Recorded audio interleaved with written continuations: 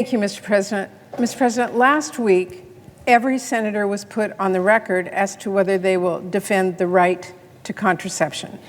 And despite Republicans' words about supporting birth control, their actions, voting against the Right to Contraception Act, spoke louder.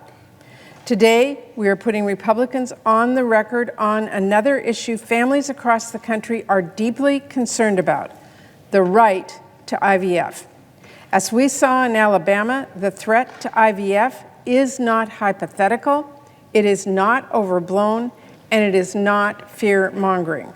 After the Alabama Supreme Court ruled that a frozen embryo has the exact same rights as a living, breathing human person, women who waited for months and spent tens of thousands of dollars and were days away from an IVF appointment were left to wonder if it was all for nothing when their treatment was abruptly canceled.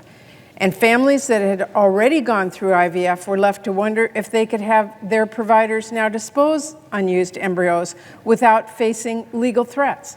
This happened. It was national news. It was complete chaos.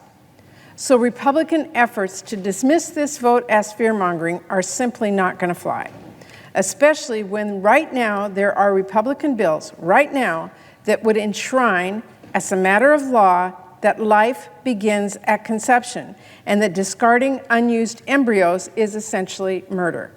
That would essentially end IVF in our country.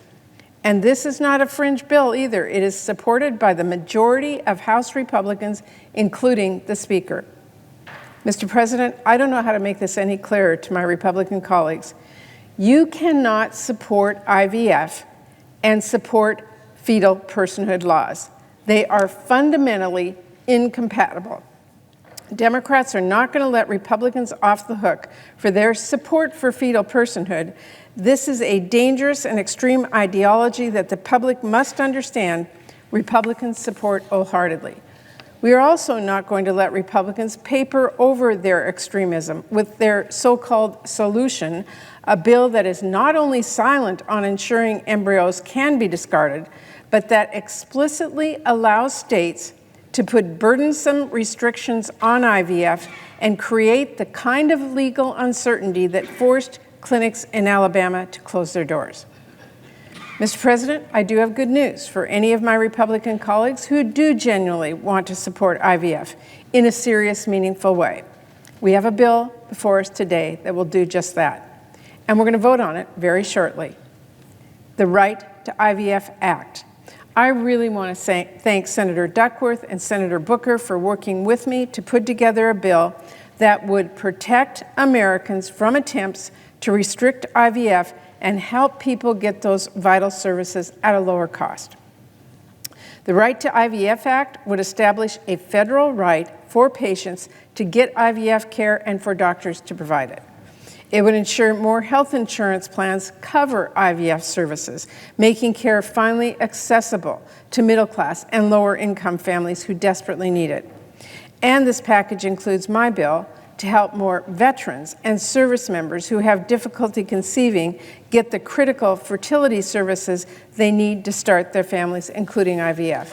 This is something I've long been pushing for years now, and it is long overdue.